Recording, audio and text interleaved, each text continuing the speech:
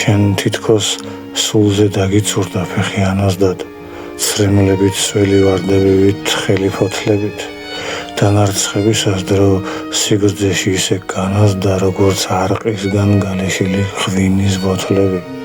ისე იკივლე, რომ სამთელზე ცეცხლი გაბზარა, ზარების რეკვას გაუღუნე ლამის სიხშირე, წვიმს სიცივეში ქართან ერთად, ნელა ნარნარად, შენს გახედვაზე გაყინული აბრად შიშხინებს.